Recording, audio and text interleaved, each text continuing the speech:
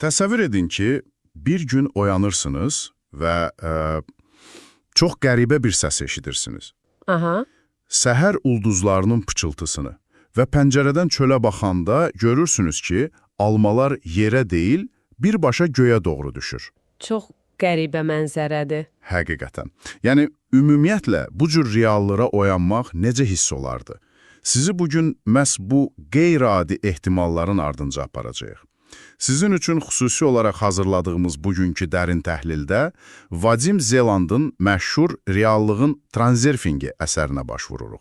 Çox maraqlı və dərin bir mənbədir. Bəli, və bizim çox aydın, bəlkə də biraz iddialı bir missiyamız var bugün. Biz istəyirik ki, həyatda xoşbəxtlik və uğur üçün amansızcasına, qan tər içində mübarizə aparmaq inancını qıraq və istədiyimiz reallığı sadəcə olaraq necə seçə biləcəyimizi öyrənək. Sadəcə seçmək kənardan asan səslənir. Bana tamamilə elədir. Kitabda bəhs edilən o mühafizəçinin sizə, bəli, məhz bu an bizi dinləyən sizə belə bir tapmacası var. Deyir ki, hər kəs istədiyini seçməkdə azaddır.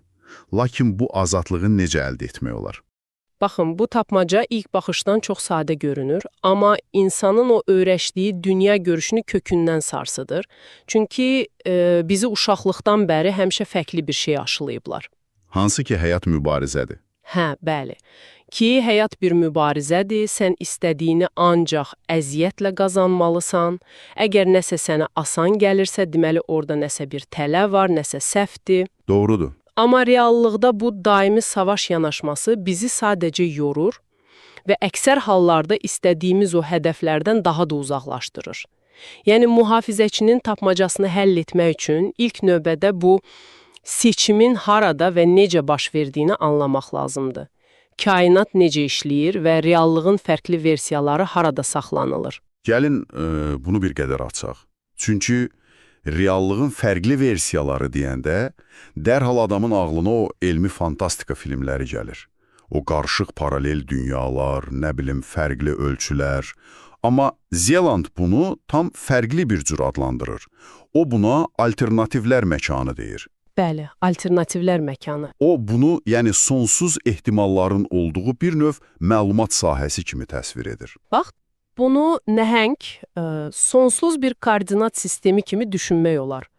Bu məkanda bizim bildiyimiz zaman anlayışı, yəni keçmişdən gələcəyə doğru gedən xətti zaman yoxdur. Yəni hər şey eyni andadır. Tamamilə. Olmuş, olan və olacaq hər bir ssenari, hər bir hadisə orada onsuz da eyni anda mövcuddur. Sənin hər hansı bir ehtimalı sıfırdan yaratmağına ehtiyac yoxdur. Çünki o artıq oradadır. Maraqlıdır. Biz isə sadəcə olaraq öz düşüncə enerjimizlə bu məkanın müəyyən bir sektorunu, necə deyərlər, işıqlandırırıq və həmin o həyat xəttinə keçid edirik. Bu, beynimdə çox maraqlı bir mənzərə yaradır, ha? Deməli, biz əslində yeni bir şey yaratmırıq. Biz sadəcə mövcud olanlar arasından seçim edirik. Bunu belə təsəvvür edək. Böyük bir sənət qalereyasındasınız və o rəsmin qarşısında dayanmışsınız və o rəsm heç xoşunuza gəlmir. Aha. Çox tündür, sıxıcıdır, bəlkə də çox depressiv bir rəsmdir. Biz normalda nə edirik? O rəsmi cırmağa çalışmırıq. Fırça götürüb rənglərini zorla dəyişdirmirik. Sadəcə başqa bir zala keçirik. Daha işıqlı, daha gözəl bir rəsmin önünə. Çox gözəl bənzətmədir. Və ya lap sadə bir misal deyim. Televizorda kanalları dəyişmək kimi. Əgər ekranda qorxu filmi gedirsə və siz qorxmaq istəmirsinizsə, durub televizorla dava etmirsiniz ki. Sadəcə pultu götürüb kanalı dəyişirsiniz. Bəs onda niyə həyatda bəyənmədiyimiz ssenarilərlə bu qədər qəzəblə davamlı mübarizə aparırıq? Çünki biz fərqində deyilik ki, mübarizə apardıqca əslində bütün enerjimizi məhz o bəyənmədiyimiz rəsmə ya da o qorxunc kanala veririk. İnsanlar həyatla savaşdıqca, yəni reallığı zorla dəyişdirməyə çalışdıqca, diqqətlərini yalnız istəmədikləri şeylərə fokuslayırlar. Aha, qaçmaq istədikləri şeylərə. Dəqiq. Qayda isə çox sadədir. Enerji hara yönəlirsə, reallıq da orada maddiləşir. Buna görə də sən mən kasıb olmaq istəmirəm deyə düşünəndə belə, əslində sən o enerjini birbaşa kasıblıq konseptinə göndərirsən. Yəni beynimiz o istəmirəm sözünü qəbul etmir. Bəli. Zeland burada çox vizual bir fizik analogiyası verir. Təsəvvür edin ki, uzun bir borunun içində su var və bu suyun xaricindən dondurucu bir halqa keçir. Aha, yəni o halqa haradan keçirsə, dərhal oradakı suyu buza çevirir. Eynən elə. Halqa irəlilədikcə önündəki suyu dondurur. Amma halqa keçib getdikdən sonra onun arxasında qalan buz yenidən əriyib suya çevrilir. Maraqlıdır. İndi baxın, burada diqqət etməli olduğumuz çox incə bir məqam var. O borunun içində hərəkət edən buz parçası deyil. Suyun kütləsi yerində qalır. Suyun kütləsi hərəkət etmir. Bəli, hərəkət edən sadəcə o dondurma potensialıdır, yəni enerjidir. Dənizdəki dalğa da bu cür işləyir. Su kütləsi öz yerindədir, amma o enerji potensialı suyun içindən keçərək hərəkət edir və gəlib sahildə çırpılır. Çox aydındır. Bizim düşüncə enerjimiz də o alternativlər məkanından məhz belə keçir. O sonsuz ehtimallar içərisində sənin fokuslandığın ssenarini sanki o halqa kimi dondurub maddiləşdirir. Yəni onu sənin fiziki reallığına çevirir. Yaxşı, əgər bu belədirsə, yəni reallığı seçmək, o dondurucu halqanı istədiyimiz gözəl ssenarinin üzərinə sürüşdürmək bu qədər asandırsa, onda ortaya çox böyük bir sual çıxır. Aha, hansı sual? Niyə bu qədər insan daim bədbəxtlik, kasıblıq, stres içində ilişik qalır? Yəni, əgər pul mənim əlimdədirsə, niyə mən illərlə eyni qorxu filminə baxmağa davam edirəm? Niyə hamı gedib qalereyadakı o ən yaxşı rəsmin qarşısında dayanmır? Bax, ən vacib sual budur. Çünki biz o qalereyada tam təcrid olunmuş vəziyyətdə deyilik.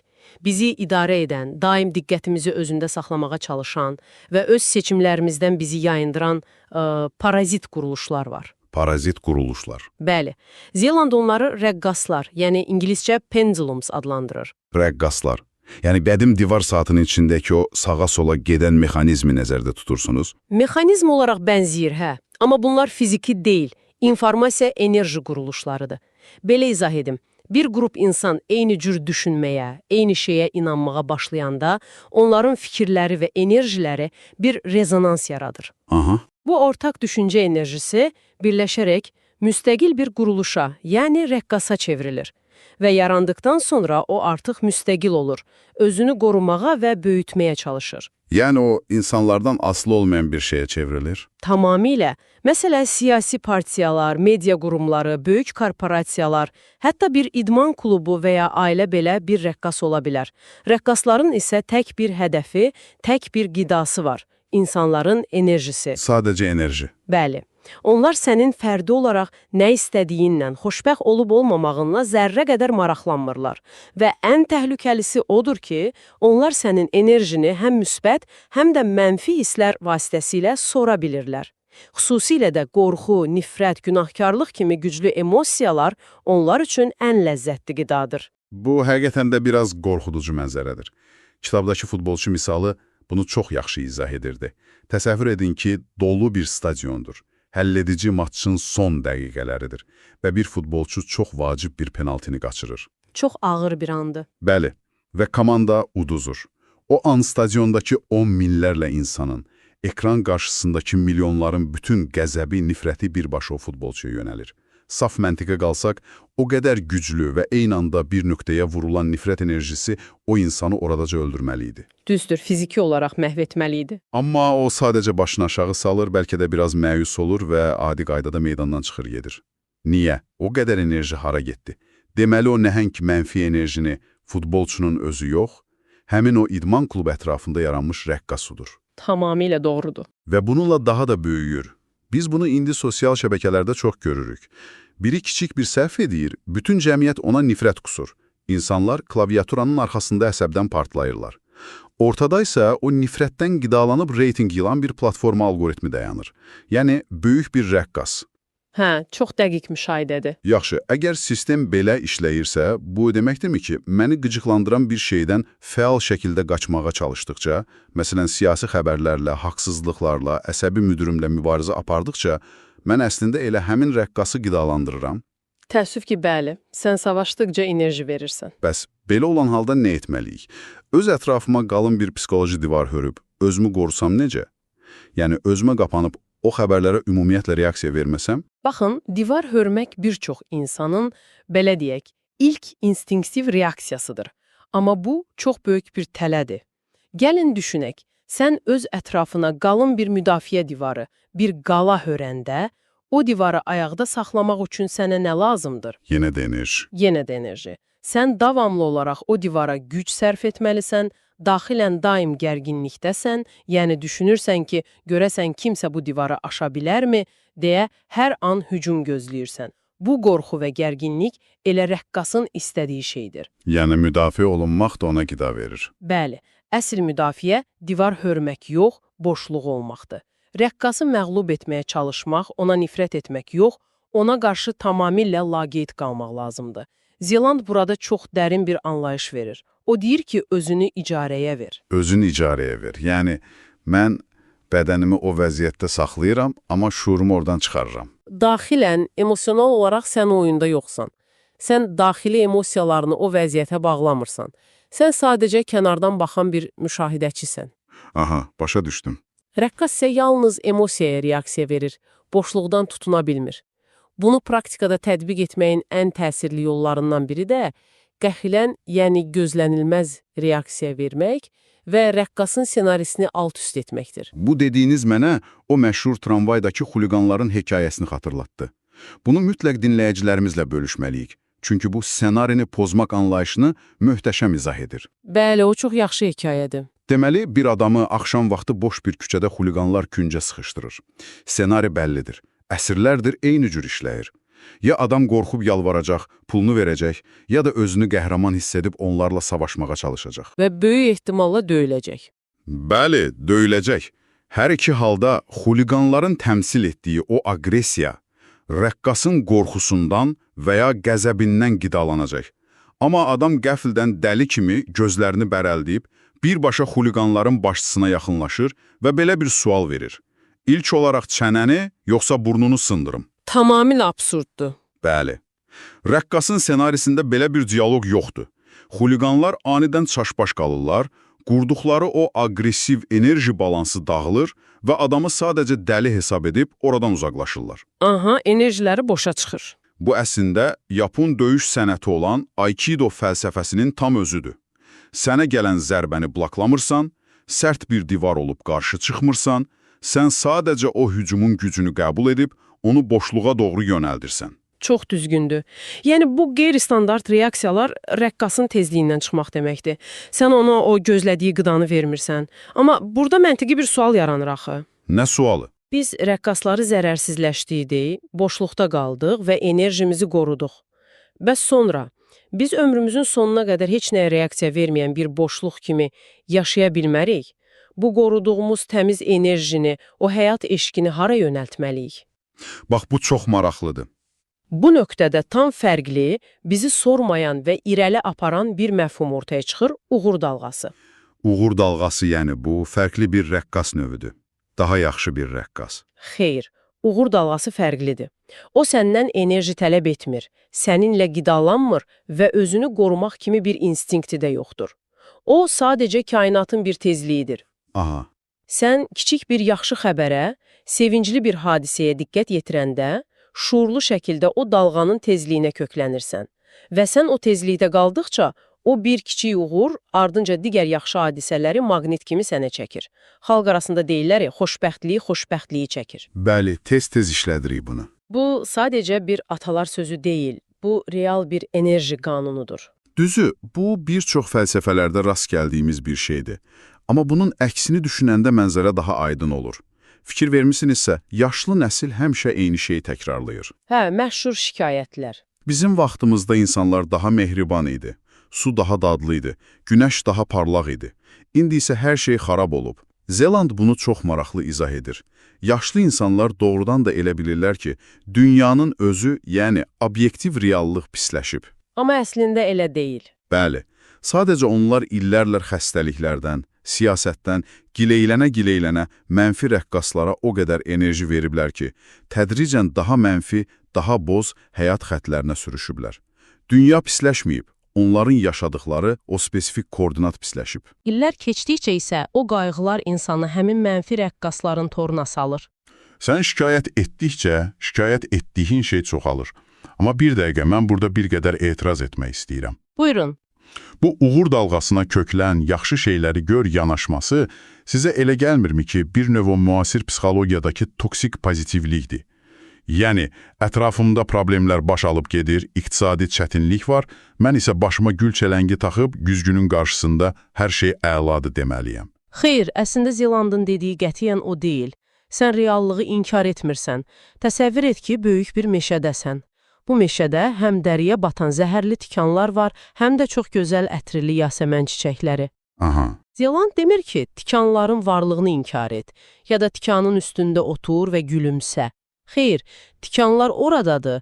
Problem ondadır ki, sən dayanmadan o tikanları düşünürsənsə, niyə bu tikanlar buradadır, necə məhv edim deyib onlarla vuruşursansa, bütün diqqətin onlara yönəlir. Nəticədə bədənin zəhərlə dolur. Yəni, mən sadəcə yasəmənlərə baxmalıyam. Bəli, sən diqqətini onlardan çəkməli və o yasəmənləri axtarmalısan. Nəyə fokuslansan, həyatında o çoxalacaq. Yəni, bir növ bumerang effekti. Nə atırsansa, o da sənə qayıdır. Kitabda qədim bir tacir və onun ilk müştərisi ilə bağlı kiçik bir ritual var idi. Tacir səhər ilk müştərisindən aldığı pulu götürüb, dükanındakı digər mallarına sürtür. Bəli, qədim bir inancdır. Kənardan baxanda mistika kimi görünür.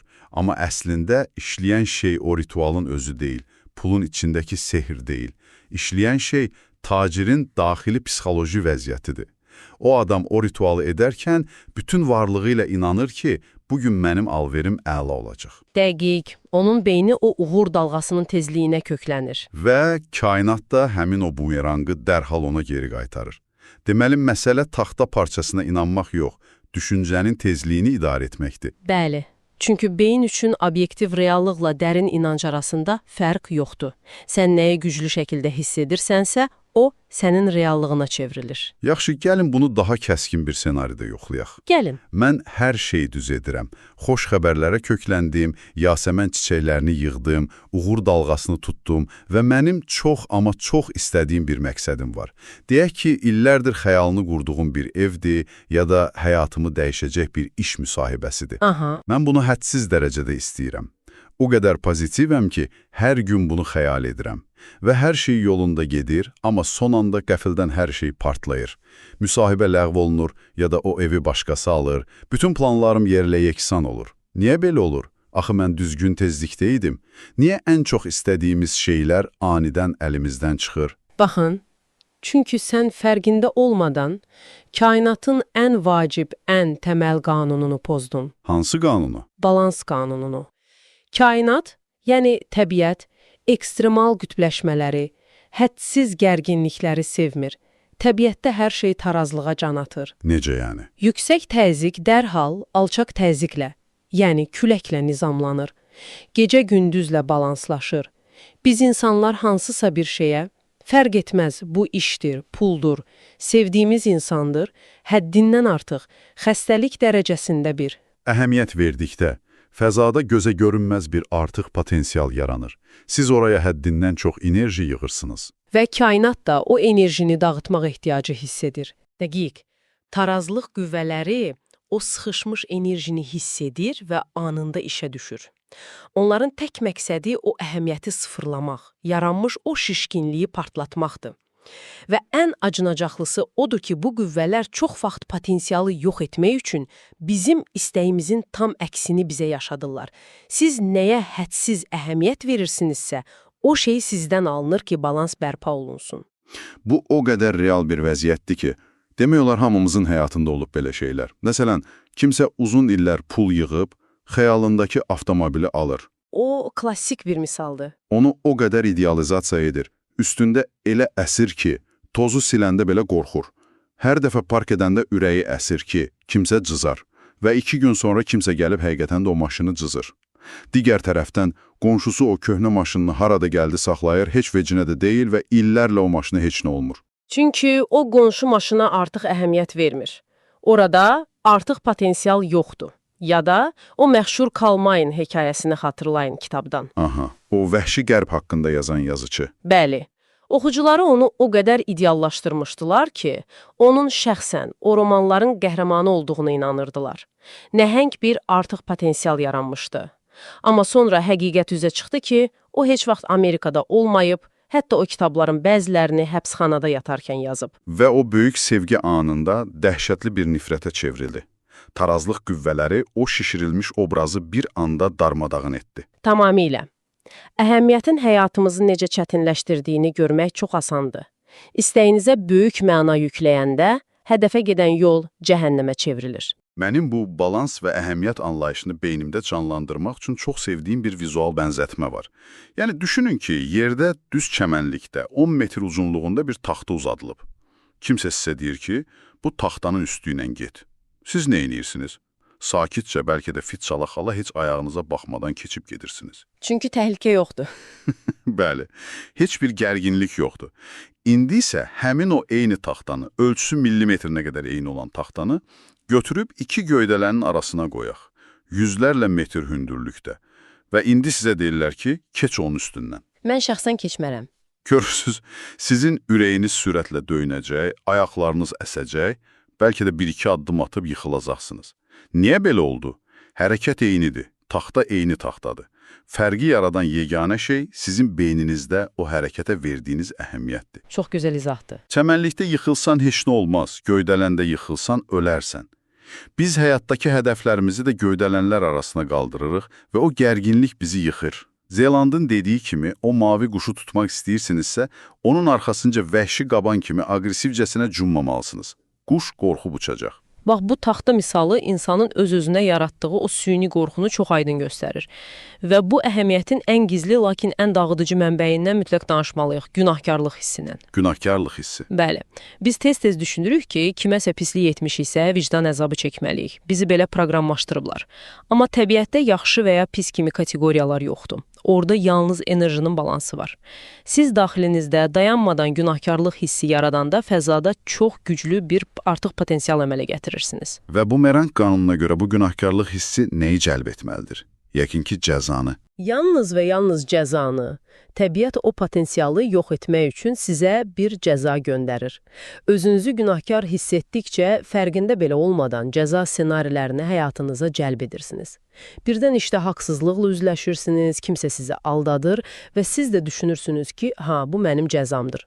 Üstəlik o manipulator insanlar var, onlar o enerjini kilometrlərlə uzaqdan hiss edib sizi sormağa gəlirlər.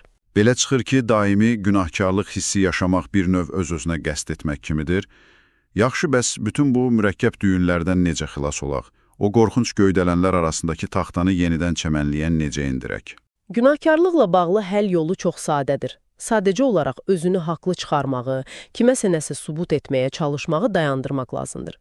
Hədəflərə çatarkənsə bir işi görməyə gedərkən ona ölüm-dirim məsələsi kimi baxmamalısınız. Hədəfə doğru gedəndə elə bil ki, səhər marketə çörək və ya qəzət almağa gedirsiniz. Necə yəni? Axı yeni bir iş müsahibəsi, qəzət almaq kimi adi bir şey deyil. Əslində fərq yalnız sizin beyninizdədir. Siz marketə qəzət almağa gedəndə qorxursunuzmu? Yox. Əsəbləşirsinizmi?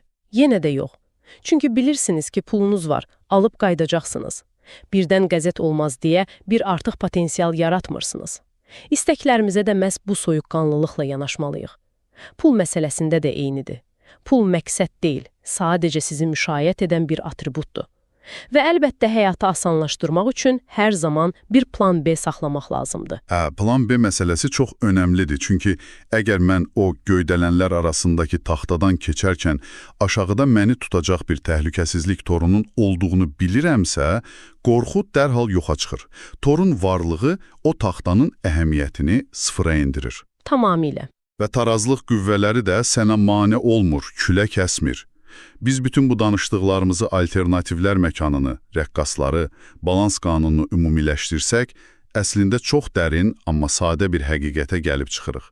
Biz bu dünyada hər şeyi zorla idarə etməyə çalışan qüdrətli hakimlər deyilik. Biz sadəcə bu reallıqlar dənizində üzən qonaqlarıq. Qədim rəvayətlərdən birində deyildiyi kimi, Kral Süleyman ən həll olunmaz problem qarşısında həmişə barmağındakı üzüyə baxardı. Orada yazılmışdı. Bu da keçəcək. Gözəl bir xatırlatmadır. Hər cür qəm, sevinç keçicidir. Zelandın çox gözəl bir ifadəsi var. Deyir ki, özünüzü evdəki kimi hiss edin, ancaq qonaq olduğunuzu da heç vaxt unutmayın. Qonaq getdiyiniz bir evdə divanın yeri xoşunuza gəlməyəndə ev sahibi ilə dava etmirsiniz. Sadəcə özünüzə oturmaq üçün daha rahat bir künc tapırsınız. Bu, çox dəqiq bir yekun düşüncəsidir. Bizim yeganə həqiqi azadlığımız o sonsuz ehtimallar arasındakı seçim azadlığıdır. Xoşbəxtlik, biz daxili əhəmiyyətimizi azaldıb, düzgün enerji tezliyinə kökləndiyimiz zaman bizə sakitcə təqdim olunan bir ssenaridir. Bugünkü müzakirəmizi bitirərkən sizinlə, bəli, məhz sizi nəzərdə tuturam, tək başına qalıb düşünməyiniz üçün kiçik bir sual buraxmaq istəyirəm. Təsəvvür edin ki, növbəti dəfə qarşınıza aşılması qeyri-mümkün görünən böyük bir maneə, nəhəng bir divar çıxdı.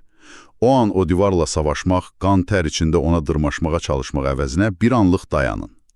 Və özünüzdən bunu soruşun. Bəlkə də o maneənin üzərində dayandığı o nəhəng beton təməli, sizin özünüz, yəni o məsələyə illərdir verdiyiniz həddindən artıq əhəmiyyətlə elə özünüz inşa etmişsiniz. Çox düşündürücüdür. Bəli. Əgər o verdiyiniz süni əhəmiyyəti bir anlıq azaltsanız, o nəhəng divar öz-özünə toz olub çökərmi? Bunun üzərində mütləq düşünün. Bugün də bizimlə olub, məlumatların dərinliklərinə endiyiniz üçün sizə təşəkkür edirik. Öz reallığınızı düzgün seçməyiniz diləyi ilə. Gələn görüşlərə dək.